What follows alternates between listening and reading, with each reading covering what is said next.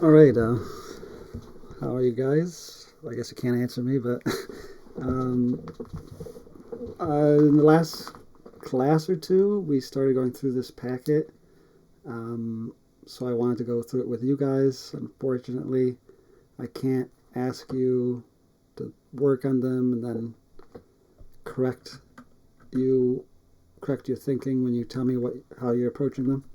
So I'm just going to fly through these and just kind of give these to you as a example set. So that's all I'm going to do right now. I'm going to go kind of quickly because you can just rewatch it, slow it down if you want. Since I'm not pausing, I'll leave that up to you. So if you want to stop and think about it, you can pause the video at your leisure. Otherwise, I'm just going to go right through these. I'm not going to do all of them. Some of them are sort of done, and they're kind of long and involved, and I want to explain those. I'll probably do that in a later video.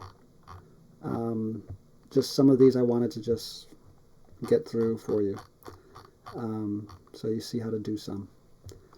All right, so I have a bag, and it contains 10 red and 5 blue marbles.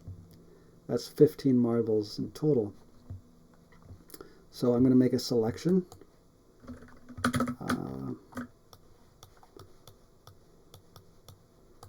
You're going to make a single selection. And how many ways can one marble be selected from the bag? Well, there's 15 marbles. There's 15 possible marbles I could choose in my selection, 15 choices. So that means there's 15 different ways I can pick one marble from the bag. So that's number one. How many ways can a blue marble... I don't like this. Yeah. How many ways can a blue marble be selected from the bag? Well, there are 5 of those. So there are 5 ways you could pick a blue marble. There's 10 ways you could pick a red. The probability of drawing a blue marble is just the 5 ways out of the 15. So it's a third, a 33.3% chance of drawing a blue. Oh my gosh, this is really annoying. I hope you guys can read this. Anyway, you have the file anyway, so I'm not going to zoom in too much. But you can look off your own file. What's the probability that it is red? Well, if there's a third of a chance of getting a blue, there's 2/3 of a chance of getting red. That's the only other option. How many ways can 2 marbles be selected from the bag? Well, now you have 2 selections. And you have 15 choices initially. After you pick one, you have 14 choices. So if you multiply those, you get a number. Do I have a calculator?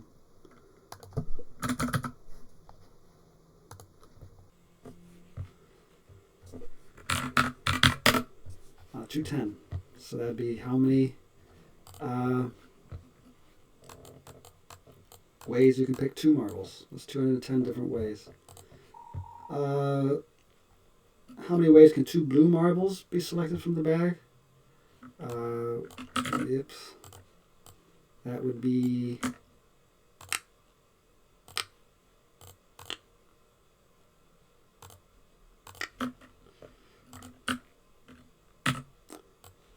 20. Because you could pick 5 of any of the blue marbles at first, 4 otherwise, and then that's 20 different ways you could select 2 blue marbles.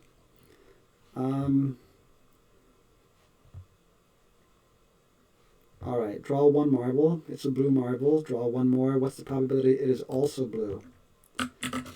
Well, once 1 blue marble has been drawn, there's only 4 left out of 14 remaining. So that would be the probability of drawing a blue marble after one's already been removed. Draw 2. What is the probability both are blue? So that would be the 5 times 4 up above, the 15 times 14 down below, should be 20 over 210. And that would be the probability that you got 2 blue marbles when you drew 2. How many ways can 2 marbles be drawn both of the same color? Well, you have different ways you could do that. You could have a red, you could have a red and a blue, you could have a blue and a red, and you could have a blue and a blue.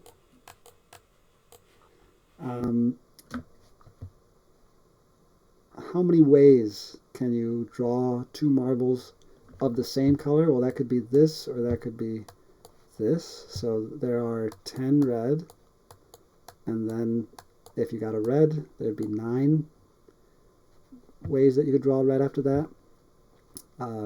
Otherwise, if you were getting blues, there's 5 ways to get a blue, then there's 4 ways after that. So there are 90 plus 20, so 110 ways of getting 2 marbles of the same color. You just add those. How many ways can 2 marbles be drawn each of a different color? Well, that'll be the 10 times the 5, or 5 times 10. Those are both 50, so that means there's 100 ways that you could draw marbles that were different colors. What is the probability that both are the same color? Well, there were 110 ways of getting marbles that were the same color.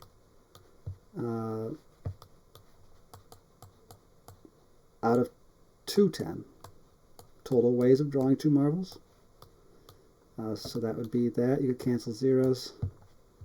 What's the probability that both are different colors? Well, there was 100 ways out of 210. Again, you could cancel zeros. So that's the probability of drawing 2 marbles of different colors from this bag. So that's the first 12 questions. We're just using, you could call these permutations. First we were drawing a single marble, then we were drawing 2, and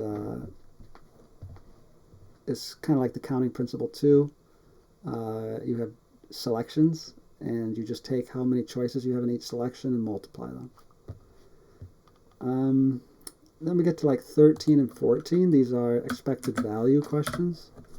So someone offers you to pay you $100 every time you roll a 6 on a fair die, but only if you agree to pay him $50 every time you roll an odd number.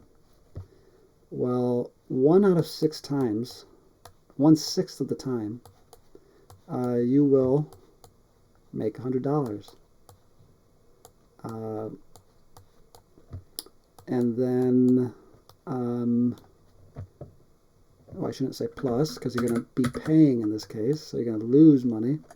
You're going to lose $50 half the time, because if you roll a 1, a 3, or a 5, which are half the faces, you're going to lose $50. So you just crunch that. That's your expected value. So 100, lovely. 100 divided by 6 minus 50 divided by 2.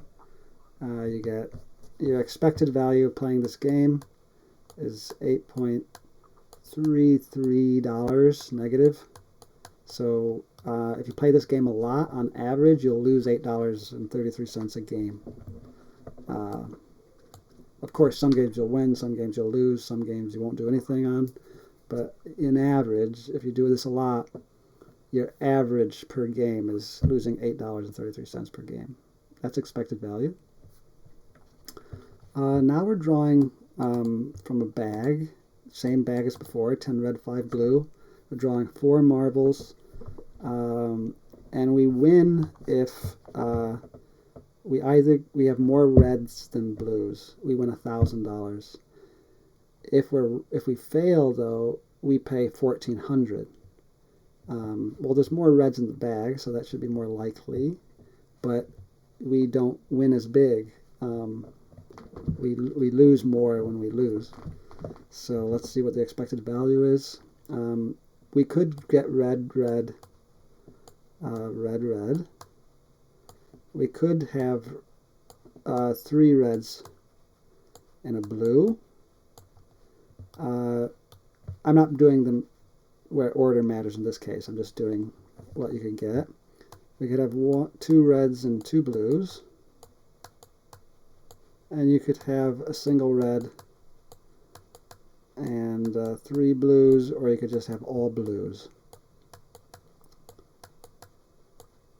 Guess it's Monday. All right. Now, there are, in terms of arranging these things, there's one way to get all reds. There are, I guess, one distinguishable arrangement of getting all reds. There's actually 4 places that the blue could come up. So it doesn't have to be the last one. It could be the 3rd one. It could be the 2nd. It could be the 1st. So whatever you get for the number of ways that this could happen, it's times 4, because the blue could have been in any one of these 4 positions. This one's times 1, because there's only one unique arrangement of that, distinguishable arrangement. And then all the other cases are losers. If you don't have more red than blue, you lose. So these are all ones where we lose money. These are all ones where we make money. And this is the whole thing. This is all that there can be. So what's the probability of getting all reds? Well, there were 10 out of 15. Then I would have 9 out of 14, 8 out of 13, and then 7 out of 12. That'd be the probability of getting 4 reds in a row. There's that. And then there is this one, which is pretty much the same almost.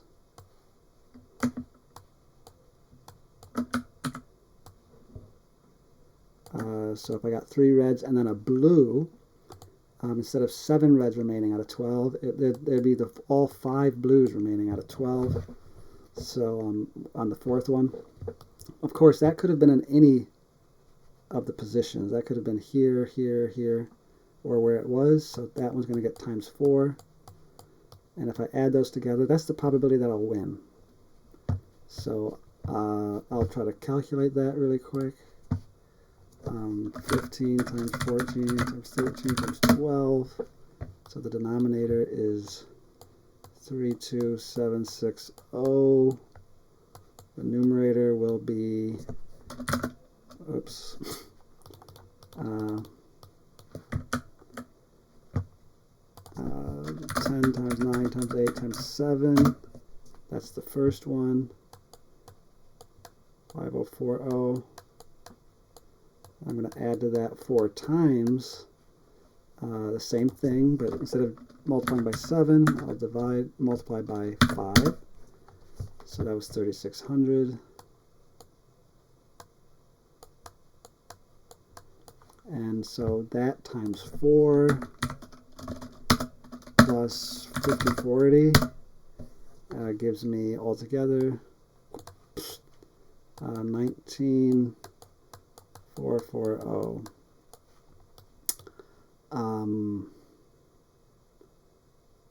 This thing doesn't reduce fractions, does it?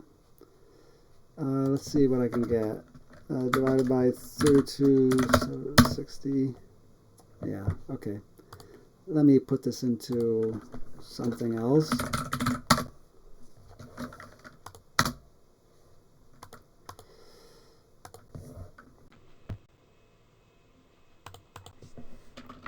$19,440 divided by 32760. That's 54 out of 91 if you reduce that. That's the probability I will win. I'm going to multiply that by 1,000 because that's what I win every time I win. And then I lose 1,400 every time I lose, yeah, which is not 54 out of 91, but 47, no, 37.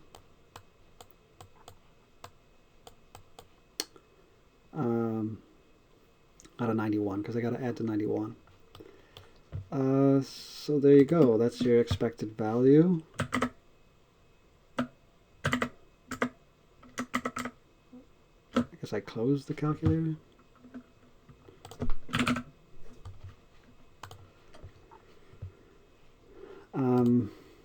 Well, I'll just use Wolfram Alpha, I guess.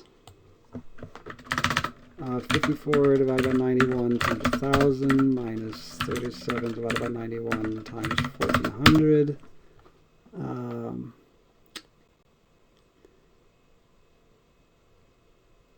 So it looks like 24 bucks and 18 cents about. So I'm likely to win on average a little over 24 bucks. That's how you do expected value questions.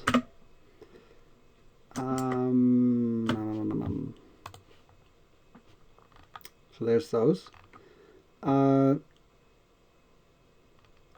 We'll do those ones on another time, I guess. They're kind of long. I don't want to go through all that right now. So I'm going to skip to 17. You draw 4 marbles. Find the number of combinations of 1 red and 3 blue. Or actually, let me look at 16 because that'll help you do 17. So you draw 4. Find the number of combinations of 2 red and 2 blue marbles from a bag of 6 red and 4 blue. So we're just going to use the binomial coefficients. This is it's the same as the formula for combinations. And we read that out of 4, choose 2. Out of 6, choose 2. And the formula for that is you just take the top number factorial divided by the difference factorial, also divided by the number itself factorial. So for 6, it'd be 6 factorial over the difference, 4 factorial, also with the 2 factorial down there. And that's how you get combinations of 2 things out of 6 things. So altogether, if you did this, you would get 90. For 17, what we would change is that we want 1 red out of 6. So this is so fun. So 3 blue. So out of 4 blue, choose 3. Out of 6 red, choose 1. So I would have 4 factorial out of the difference and the number times 6 factorial divided by the difference and the number of repetitions. So 1 factorial and 1 are just 1. 1 factorial is 1. 0 factorial is 1. 4 factorial is 4 times 3 times 2 times 1. 3 factorial is 3 times 2 times 1. So the 3 times 2 times 1 cancels, and you're just left with 4. And here the same thing happens with 6 and 5. Everything 5 and down cancels, and you're just left with a 6.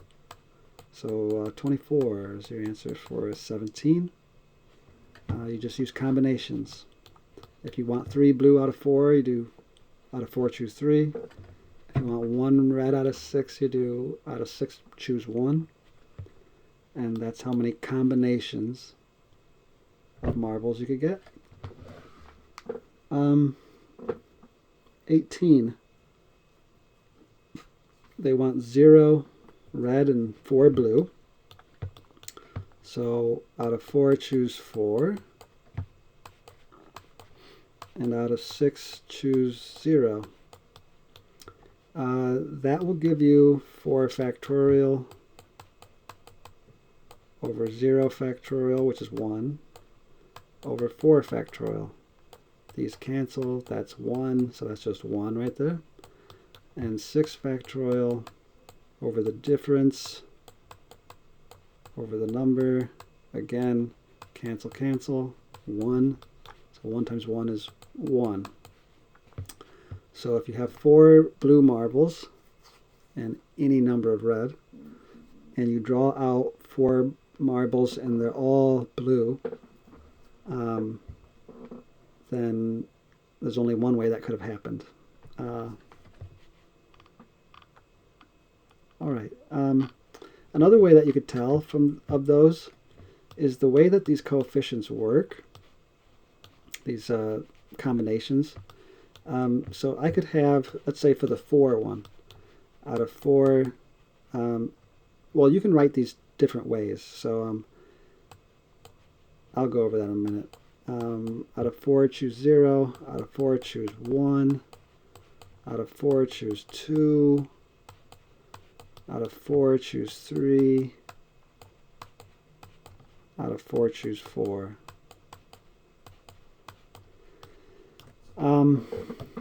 That's the whole possibility. And if you remember your Pascal's triangle, I'm going to go down to the 4 level. I'll go a little bit further.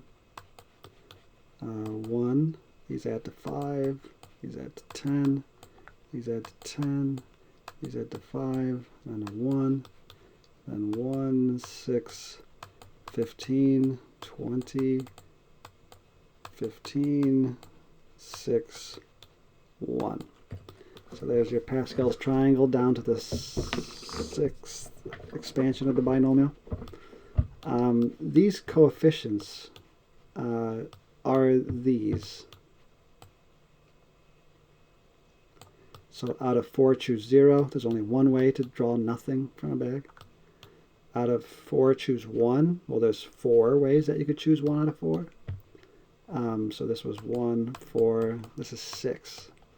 Because you have 4 things. And then this is out of 4, choose 3. And then out of 4, choose all 4. There's only one way to do that. So these always go with whatever number is up here, the total number of objects. That goes with the particular row. And these just go through the coefficients on the Pascal's triangle, which is the binomial coefficients when you do binomial expansion. What you should notice is that they all start with 1, then the number of objects. And then they're symmetrical, so they'll end with the number of objects and then 1. So you could kind of tell already when we did this one, out of 4, choose 4. Well, that's going to be all the way to the right, so that's got to be 1 on our triangle. Out of 6, choose 0. That's all the way to the left, so that's got to also be 1. So that was that one and that one. So 1 times 1 is 1. So because of those were the same, that's going to be 1. One of those was 0, so that's got to be 1. If it was 4, choose 1, then it's going to be 4. If it's 4, choose 3, then it's going to be 4. If it's 6, choose 1, it's going to be 6. If it's 6, choose 5, it's going to be 6. So that one, if you knew that, you could just tell that it's going to be 1.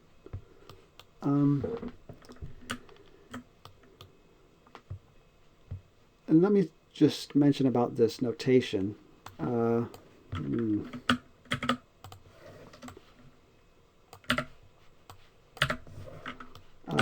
This is out of 4, choose 3. It can also be written equivalently like this. Out of 4, choose 3. That's combinations. And the formula for that, again, is the 4 factorial over the difference 1 factorial times 3 factorial on the bottom. These are all equivalent ways of writing the combinations of 3 out of 4. And to note that if I did 4, 1, again, it's symmetrical. I'm going to take 4, the difference, and then the other number. So these work out to be the same because of the symmetry, the symmetry of the Pascal's triangle. Okay, we'll come back to those. I think we stopped here at 28 today, so I'm going to go just do 20 through 27, and I hope that helps you. Hope it's recording audio. I hope I don't have to do this again. Okay, so here's the sample space of flipping a coin twice. You could get heads and then you could get heads again. You could get heads and then you could get tails. You could get tails and then get heads. Or you can get tails both times. Those are the 4 outcomes that are possible. They're equally likely. Find the probability of flipping heads twice in a row on a fair coin. That'd be 1/2 times 1/2, so that makes a quarter. That'd be this one. Find the probability of flipping tails twice in a row on a fair coin. That'd be 1/2 times 1/2. That's a quarter. That's this one. Find the probability of flipping heads, then tails. 1/2 times 1/2. That's a quarter. That's this one. Find the probability of flipping tails, then heads. 1/2 times 1/2. That's a quarter. That's this one. Find the probability of flipping heads once and tails once in any order. Well, that could be this one, or it could be this one. That's actually a quarter each, and together they make 1/2 of the possible outcomes. So this is actually 1/2 of 24. Find the probability of flipping heads at least once in 2 flips. Well, that's 3/4.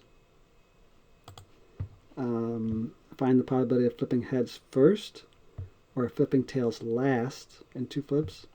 Well, there's 2 that have heads first, and there's 2 that have tails last, but one of them was in both groups.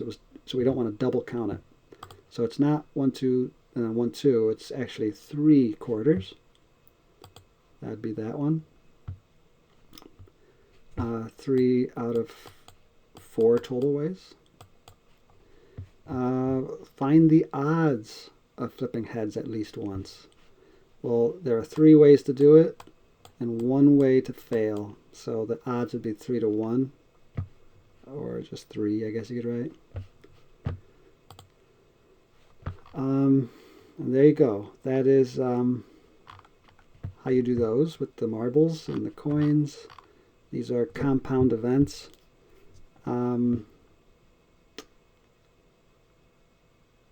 That should be pretty good.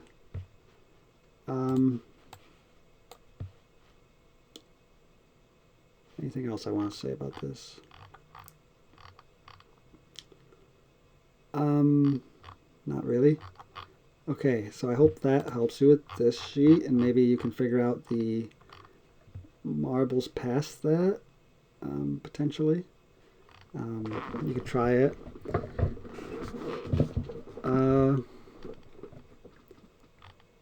All right, there was some probability stuff that I wanted to go over with you too. I guess I'll do that now. I'll save that for a different video. That way you have different things in different videos. Okay, I hope that helps. Maybe that'll help you with the My Open Math assignment too. Anyway, you guys have a good day, and I will talk to you later.